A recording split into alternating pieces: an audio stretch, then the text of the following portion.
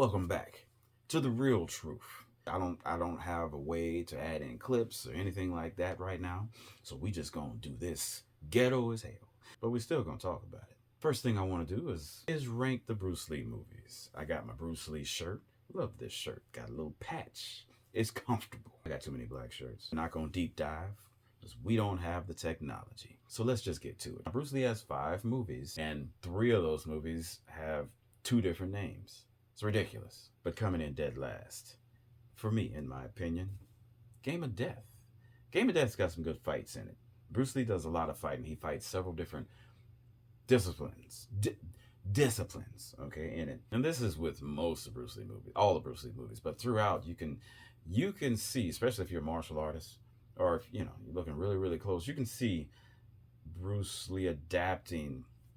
It's a choreographed fight, but the way Bruce Lee choreographs his fights, it looks like his character is adapting to the situation in real time. That's all I can say because I can't add clips. But he has to fight his way up to the top of a building to get the big boss. And this is the one that has Kareem Abdul-Jabbar footprint. And this is the one where Bruce Lee actually died during the production. So it's got a Bruce Lee double in it. Oh yeah, that's why it's coming in dead last. Bruce Lee had been in this entire movie. Things could be different. Probably would be different.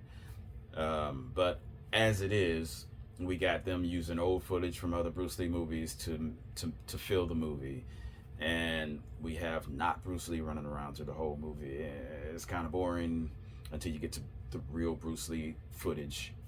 It's coming in dead last. So what's next? The next movie has 2 names.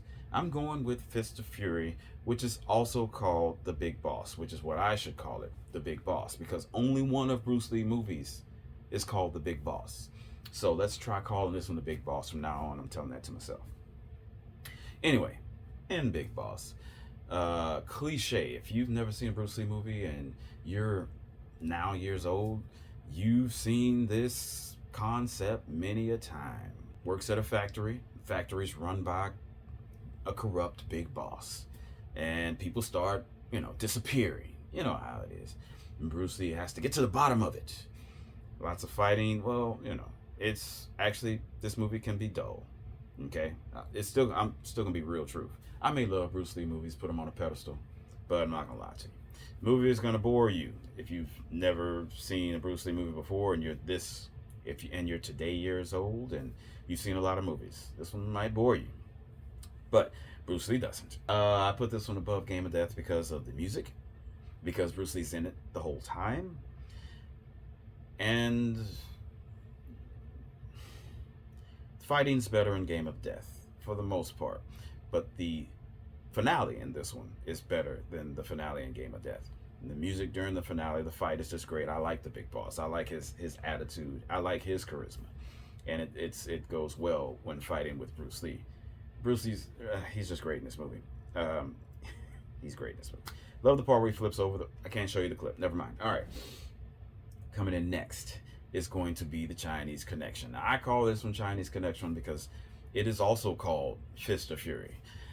The Big Boss is also called Fist of Fury. The Chinese Connection is also called Fist of Fury. So, if we're going to talk about the Big Boss, let's call it the Big Boss. If we're going to talk about Chinese Connection, let's call it the Chinese Connection, because only one movie has that title and only one movie has this title.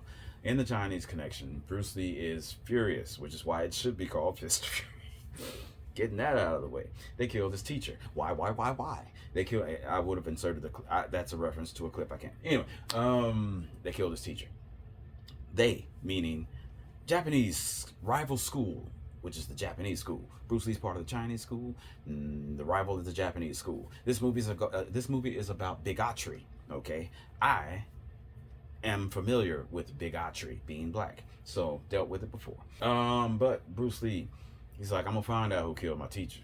When I do, and I know it's y'all, so I'm coming to y'all. This is the one where I'll reference a lot in my videos. You may have seen my Evil Dead ranking when I reference they went Chinese Connection, right? Yeah, this is the one where he beats up everybody, all the Japanese students in the school and their teacher. That's just messed up. It's embarrassing. It's embarrassing. You embarrassed everybody, Bruce. This one has better fighting than the last two movies. Period, in my opinion. Well, I would say absolutely has the better fighting out of the three movies. Coming in next, we're only down to two, and one of them is Bruce Lee's greatest film, and that's the one I'm putting in second place. Is my opinion.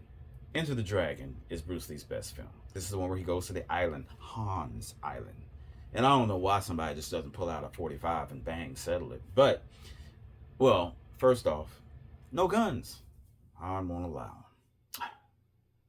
Bruce Lee's great in this movie. I like the edited version, the theatrical version, not the extended cut. The extended cut has a lot of bad acting. Jim Kelly is in this movie. Jim Kelly's awesome. His charisma, way up there. His afro, way up there. John Saxon's in this movie. John Saxon's a good actor. John Saxon's martial arts, not so much. Bolo's in it. We all love Bolo, and this is where a lot of us fell in love with Bolo. A lot of people then later fell in love with Bolo in the Van Damme movies because they were too young or not even here for Enter the Dragon. The soundtrack, this is the best soundtrack of all of Bruce Lee movies, and that's also an opinion. But it's the best soundtrack of all the Bruce Lee movies. If you put Enter the Dragon and Big Trouble in Little China together, you get Mortal Kombat. But that's my number two, which means my number one is another movie that has two titles. It's called Return of the Dragon, and it's also called Way of the Dragon. Since it is not a sequel, it shouldn't be called Return of the Dragon, so I guess Way of the Dragon is better, but in my opinion, it should be called The Chinese Connection. This is the movie where Bruce Lee comes from China, goes to Rome, to help out. He finds out that their restaurant is trying to be, I guess, bought out by some gangsters, right? And so, of course, he has to go Bruce Lee on them. And the reason why this is my number one from Bruce Lee movies is because I can identify with this character the most. This is pretty much me, other than the skill level. Bruce Lee's skill level is way up there, but as far as being a kung fu nerd, Bruce Lee is a kung fu nerd in this movie. And that is what I still am to this day. Watch this movie and you're watching me, other than the fact that I've never fought Chuck Norris before. Way of the Dragon, Return of the Dragon is the movie where he fights Chuck Norris. It is, in my opinion, his best fight in all of his movies. And it's not just based on technique. There's the atmosphere, the setting, lots of different. Can't show you a clip. You've seen it. Another cliche plot. But the acting in this one is... But yeah. Return of the Dragon, Way of the Dragon, which should be called The Chinese Connection, is my favorite Bruce Lee movie, and I'm ranking it at number one. All right, so how you feel about that?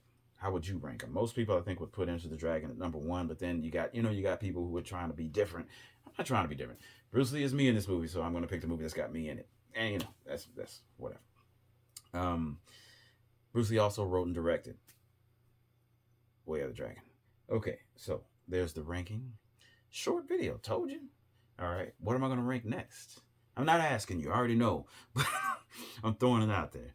But until next time, peace.